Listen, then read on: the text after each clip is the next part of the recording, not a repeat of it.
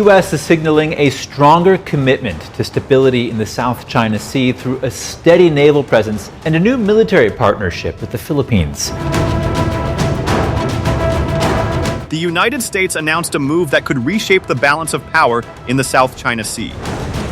The U.S. has announced a shift in its policy towards Beijing's claims to offshore resources in the South China Sea. The hotly contested body of water is a key shipping route and an abundant fishing area. It's also one of the biggest sticking points in China's relationship with neighboring countries.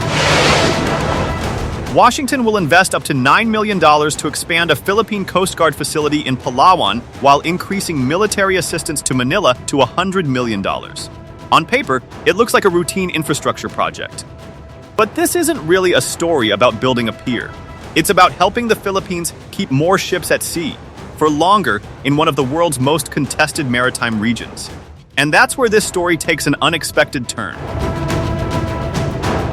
Because this single project connects to something much bigger. Dozens of new patrol vessels, unmanned surface drones, future armed drones, and even an American carrier strike group already operating nearby. Suddenly, what looked like a small construction project begins to look like part of a much broader strategy. The facility is being built in Palawan, the Philippine island that sits on the country's front line in the South China Sea. Nearly every Philippine Coast Guard mission toward disputed waters passes through this island. But for years, Manila's biggest challenge hasn't simply been the number of ships it operates. It's been keeping those ships supplied, maintained, and on station once they get there. That's why this announcement matters. So why is Washington investing in a relatively small Coast Guard facility instead of a major naval base? Why was Palawan chosen? And how does one logistics hub fit into America's long-term strategy for helping the Philippines maintain a stronger presence in the South China Sea? Let's break it down. Initial assessment is that the Philippine Coast Guard has organized and has done an amazing job, very similar to how we would do it in the United States. At first glance, this didn't look like a story that would reshape the South China Sea. There were no warships exchanging fire, no emergency summit, no dramatic military deployment. Instead, Washington announced something far less dramatic. It would help build a Coast Guard logistics facility in the Philippines. Most people probably moved on. Military planners didn't, because they know an uncomfortable truth about maritime power. Ships don't stay at sea because they're powerful. They stay at sea because someone can keep them fueled, repaired, and supplied. That's exactly what this announcement is about. According to a U.S. State Department fact sheet released on July 22, Washington will provide up to $9 million to expand a Philippine Coast Guard logistics facility in Palawan. Officially, the project is designed to strengthen maritime law enforcement and sustain operations in the South China Sea. On its own, $9 million doesn't sound like a game-changing investment. But the pier wasn't the real headline. Buried in the same announcement was another decision that received far less attention. By the end of fiscal year 2026, U.S. foreign military financing, or FMF, for the Philippines will rise to $100 million, a $60 million increase over previous annual levels. FMF isn't emergency aid. It's long-term investment. It helps allies buy equipment, improve capabilities, and strengthen defense cooperation over many years. Taken together, the two announcements tell a very different story. One expands the infrastructure needed to keep Philippine ships operating farther from home. The other expands the resources needed to modernize the forces using that infrastructure. Washington isn't simply building a pier, it's helping build endurance. And the timing is no coincidence. The Philippines is already in the middle of one of the most ambitious maritime modernization efforts in its history. Over the coming years, the Philippine Coast Guard expects to receive up to 45 new patrol vessels from France and Japan. Since 2024, the United States has transferred at least 9 unmanned surface vessels to the Philippine Navy, while American officials are also preparing to deliver armed drones by 2027. Viewed separately, these programs seem unrelated. Viewed together, they begin to look like pieces of the same strategy. Which brings us to the biggest question of all. If Washington wanted to strengthen Philippine operations in the South China Sea, why choose a relatively small port in southern Palawan? Why not Manila? Why not Subic Bay? Why invest here instead? To answer that question, we need to look at a map. Because once you see where Buliluyan sits, the entire strategy starts to come into focus.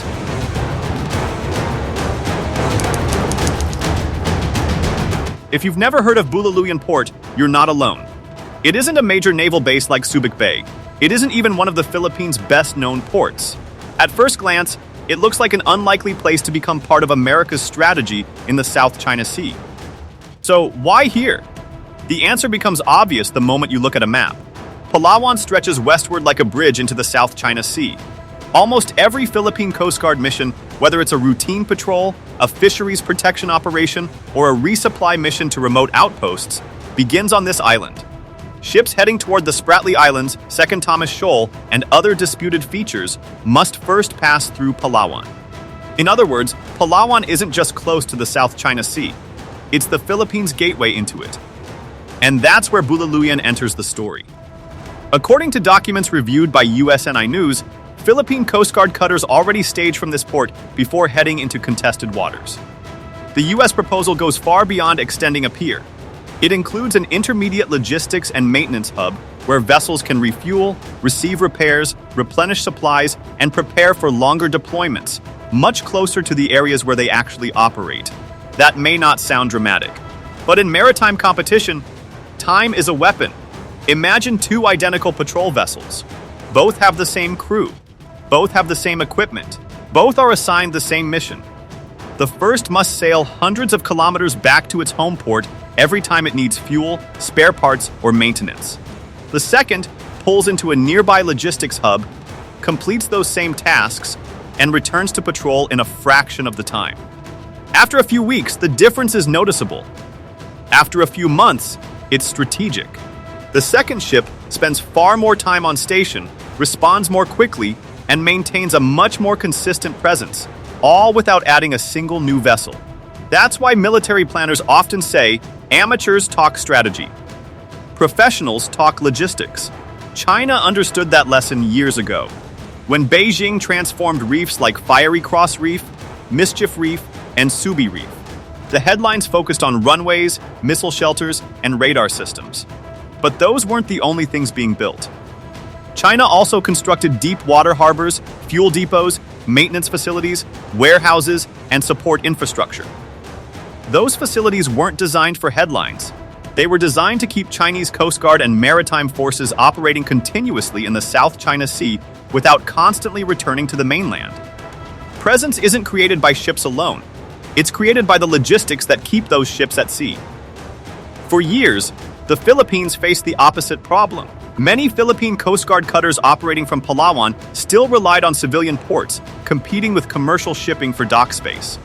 Maintenance capacity was limited, forcing vessels to travel farther for repairs and reducing the amount of time they could spend on patrol. That's the weakness Washington is now trying to fix. By investing in Buliluyan, the United States isn't creating a new frontline outpost. It's strengthening one of the least visible, but most important, elements of maritime power. The ability to keep ships fueled, repaired, supplied, and ready to return to sea. But solving the logistics problem reveals another challenge. A maintenance hub can keep ships operating longer. It can't create ships that don't exist.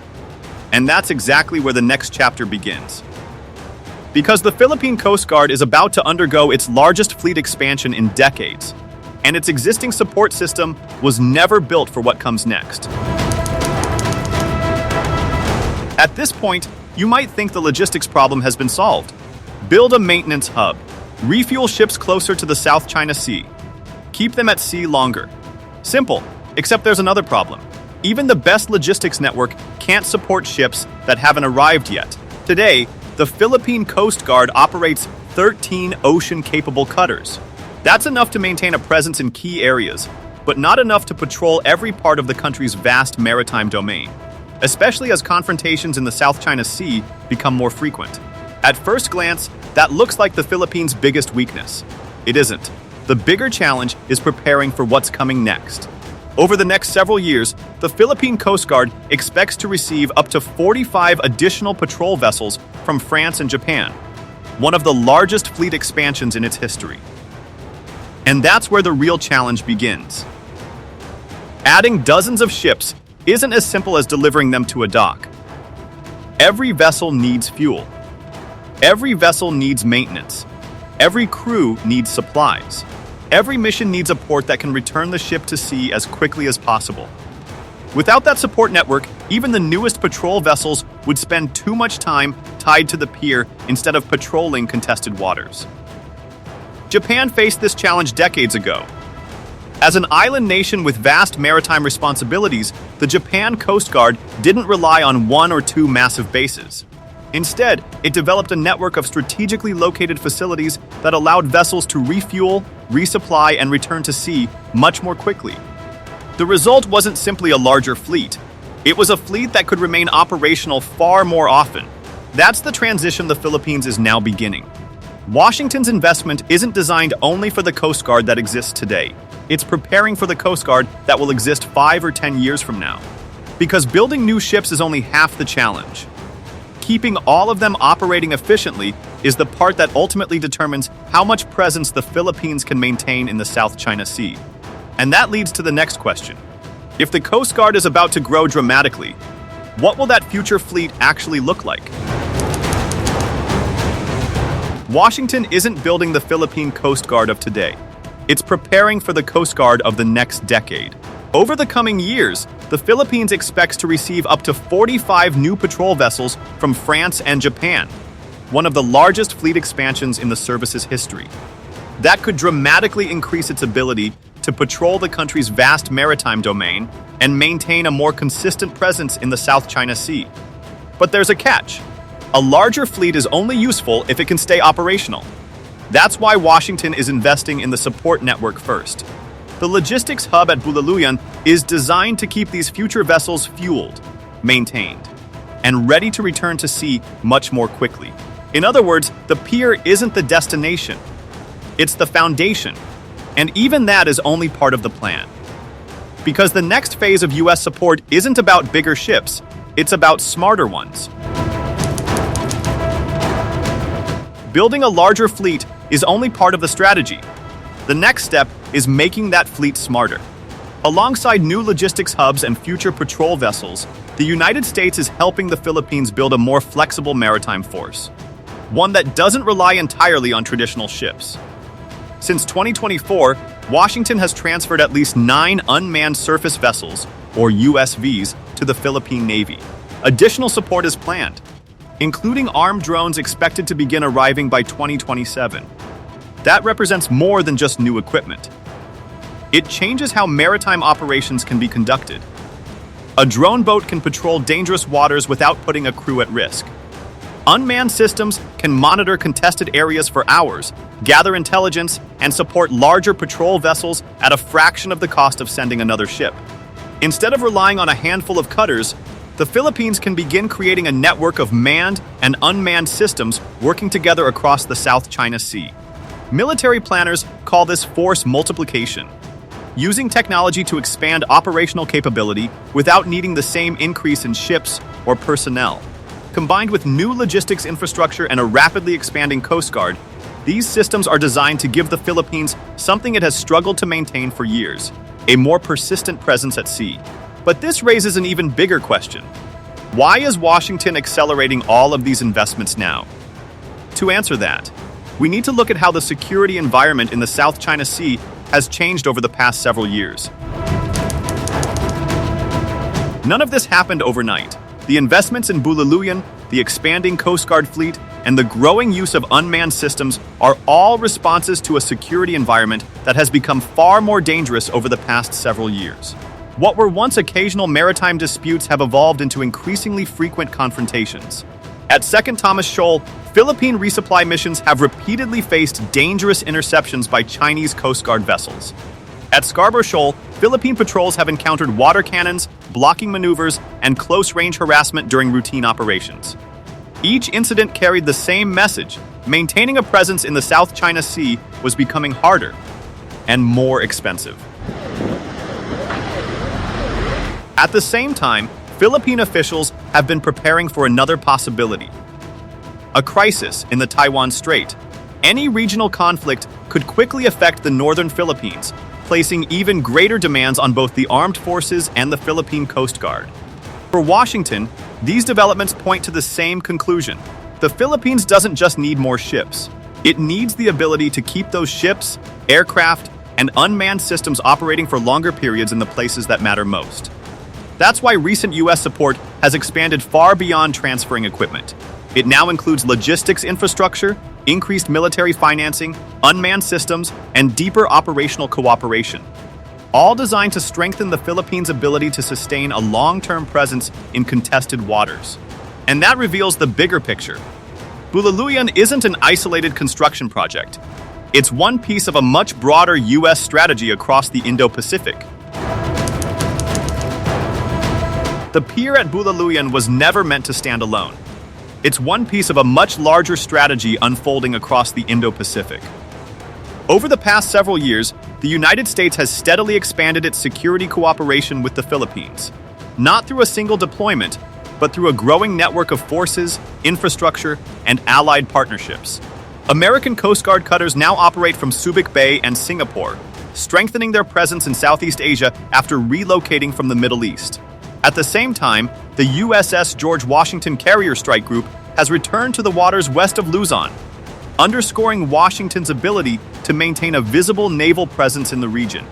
On land, the Enhanced Defense Cooperation Agreement, or EDCA, gives U.S. forces access to key Philippine military sites for training, pre-positioning equipment, and responding more quickly during a crisis. Regular joint exercises have also strengthened coordination between the two allies. Viewed individually, these moves may seem unrelated. Viewed together, they reveal a single strategy. Military planners often describe it as integrated deterrence, combining allied militaries, forward logistics, intelligence sharing, and advanced technologies to strengthen regional security without permanently stationing large numbers of U.S. forces in one location. Seen in that context, Buliluyan is far more than a logistics hub. It's another link in a growing network designed to keep allied forces connected, supplied, and ready across the Indo-Pacific. The remaining question is no longer what Washington is building. It's whether that strategy will be enough to preserve stability as competition in the South China Sea continues to intensify. So where does this strategy lead? One possibility is that the new logistics hub, additional patrol vessels, and expanded U.S. support allow the Philippines to maintain a stronger and more consistent Coast Guard presence in the South China Sea. Another is that China responds with greater pressure around disputed areas such as Second Thomas Shoal and Scarborough Shoal, increasing the risk of dangerous encounters even if neither side seeks open conflict.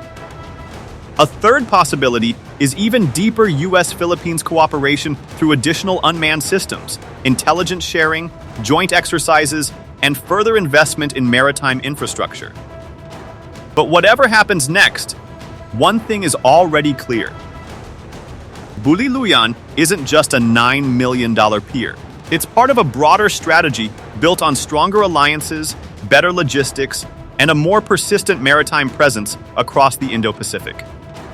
Whether that strategy preserves stability or intensifies competition will depend not only on the decisions made in Washington and Manila, but also on how Beijing chooses to respond. And that's why a project that began with a single pier could become one of the quietest but most consequential developments in the South China Sea. When this story first broke, it sounded like a routine announcement about a $9 million infrastructure project in the Philippines. But as we've seen, it was never just about a pier. It was about logistics, endurance, and the ability to keep Philippine Coast Guard ships operating where they matter most. It was about preparing for a larger fleet, embracing new technologies, and strengthening an alliance that is becoming increasingly important in the Indo-Pacific. In modern maritime competition, presence isn't measured only by the number of ships a country owns. It's measured by how long those ships can stay at sea. That's why Buliluyan matters. Whether this strategy strengthens deterrence or fuels greater competition will depend on the choices made by Washington, Manila, and Beijing in the years ahead. But one thing is already clear. What looked like a $9 million construction project is actually part of a much larger effort to shape the future balance of power in the Indo-Pacific. And as that story continues to unfold, we'll be here to cover every major development. If you found this analysis valuable, don't forget to like the video, subscribe, and let us know your thoughts in the comments. Thanks for watching, and we'll see you in the next one.